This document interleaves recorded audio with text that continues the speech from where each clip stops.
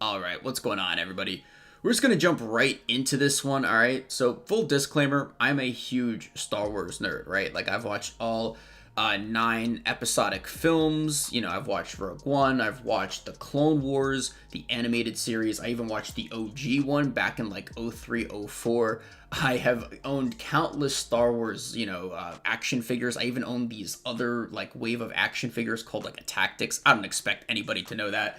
But yeah, like I've owned a bunch of lightsabers. I even had a couple of replica ones that I'm pretty sure just were broken or just got destroyed from playing with them too much. I also reenacted with my friends from my childhood and, with my brother, the Anakin and Obi-Wan fight that happened in episode 3. And I even watched episode 3 like last week. I am a huge Star Wars fan. All right, so Disney actually purchased or bought the Star Wars license from George Lucas, and with that, they also, took some of George's scripts and then transferred them over into some of the sequel trilogy, even though not a lot actually transpired. But yeah, they purchased it from George Lucas for like billions of dollars. I think it was either 2 to 4 billion. I forgot the range, but it was some ridiculous amount of money. And with that, they created the sequel trilogy. Now, I don't know about you guys, but I sit in the camp that I'm not really a fan of the sequel trilogy. They just had awful writing and character development for, a couple of the characters within the films over the course of 3 of them, because it's a trilogy.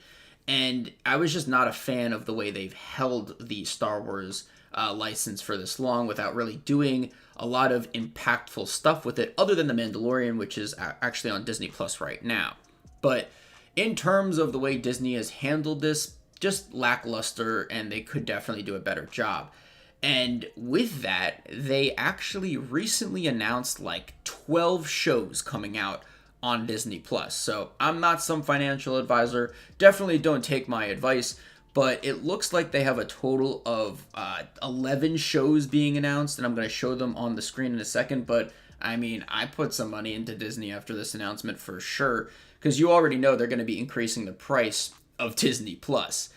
But I really wanted to just talk about Star Wars because I'm a fan, and then also, like, the amount of saturation that is now occurring with all of these shows being announced in one swoop on a subscription service that Disney owns, right? So back in the day in like the 80s, there was like one Star Wars movie every like 2 to 3 years, right? 2.5 years, give or take. And it, occurred over the course of 6 years, the original OG trilogy. Then, Star Wars really got more franchising, just a lot more happened in like the prequel trilogy with Anakin and stuff like that. From like 99 to 05, there was another set of, a trilogy occurred over 6 years. But the amount of money and franchising Disney has put in to their, I guess, reign over the Star Wars license is insurmountable to like the other 20 years, right? So with the sequel trilogy, they have made countless action figures, they've made plush dolls, they've made ridiculous amount of lightsabers and just action figures and just so much. And it's almost saturated just from a franchising perspective, right? I'm all good for having a trilogy come out over the course of 6 years. I don't see a problem with that at all. And quite frankly, I think that's how it should be done to really appreciate Star Wars. But they came out, I think, with like all 3 movies in like less than 5 years, which is kind of already ridiculous. Like, I feel like that's just, they're so close to one another. And then on top of that, you have all the franchising. But now, it seems like The Mandalorian was used to basically throw a million spin-off shows from The Mandalorian. So, I'm not trying to spoil anything about The Mandalorian, but there's a lot of characters that can have their own spin-off shows and stuff like that. Even from like Rogue One and like a couple of other shows, basically, there could be a million other shows from all these characters. But Disney actually recently announced that there's going to be now 11 exclusive Star Wars shows for Disney+. So they're as follows: The Mandalorian, Rangers of the New Republic, Ahsoka, which we already saw Ahsoka in The Mandalorian, Andor, which I'm pretty sure is going to be a spin-off from a couple of the characters from Rogue One, a Star Wars story. Now, one that I'm actually really excited about is this Obi-Wan Kenobi one. Like, this guy was just an OG and still is. And they really did a good job, I think, of like actually making the continuity aspect of it, because Obi-Wan, aka Ewan McGregor, is like gonna be older looking now, and they can easily finesse that with the timeline of this show. And Hayden Christensen's coming back as Vader. But then you got the Bad Batch, which I believe is a spinoff from the Clone Wars. Visions, I don't know what that's about. Lando, aka Lando Calrissian. The Acolyte, which I'm pretty sure is going to be like its own Sith story.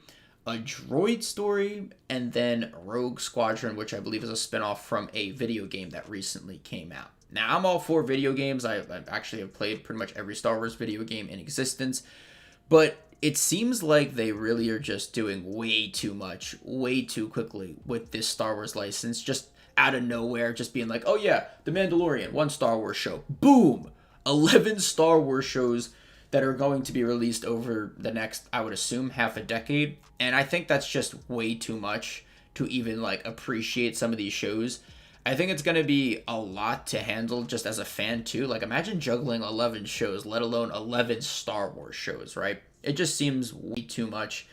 And then overall, Disney is just like, they're just once again franchising this whole thing. And like, I would even say disenfranchising it because of how many shows are going to be in here. Now, if I had to choose like 3 of them from this list, I would probably go Mandalorian, because that's already an OG show, Ahsoka, and then the Obi-Wan one. I don't think any of these other shows are going to be relevant, to be honest with you, and they might even fail.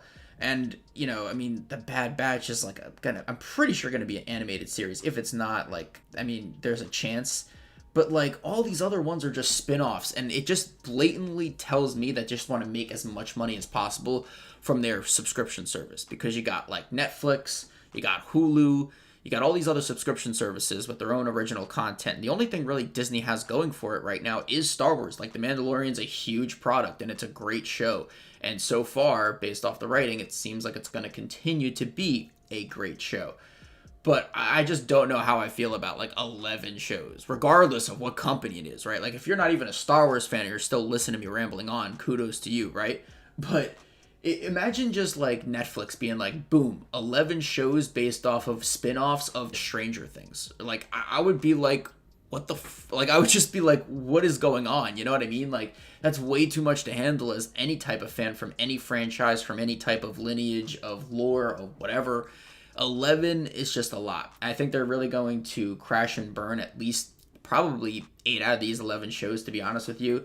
I can't see all of them being successful in their own right, even if the actors were fantastic. It just seems like an overabundance of one type of, like, licensing, and it's just, I just think it's going to be way too much at one time. Even if they release these over the course of 10 years, how do they expect to keep coming out with seasons every single year for every show? You know what I mean? Like, I could understand if these were like movies, but they're all shows that are going to have their own seasons, their own episodes, and it's going to be part of a subscription service with Disney Plus, right? Like, Disney Plus is going to have all of these 11 shows with, I would assume, as long as they're successful, multiple seasons and multiple episodes within those seasons. It's just going to be way too much to handle unless you're like not doing anything with your life. You know what I mean? So that's just how I feel about this whole situation. I just wanted to kind of ramble in a mic and just talk, and you guys seem to be listening to me, which is pretty cool. But yeah, this is just something that I wanted to kind of just address on the channel. I feel like I've been talking about cyberpunk and video games too much, so I wanted to change a pace and just kind of talk Star Wars here. And, you know, it is nerdy. It is like, you know, a lot of people maybe won't even click on this video because it is Star Wars related, but I just think it's going to be way too much all at one time for any type of subscription service to have. I hope you all did enjoy this video. Drop a like, subscribe, turn on post notifications so you know when I upload another YouTube video. And don't worry, it's not going to be as nerdy as this one. I'm definitely going to be talking more cyberpunk and more tech news and more just YouTube and Twitch news. But yeah, I just wanted to change a pace and just to kind of talk about this franchise that I still hold dearly to my heart. So I'm Cryptix. Not going to be watching all 11 shows on Disney Plus revolving around Star Wars, and signing off.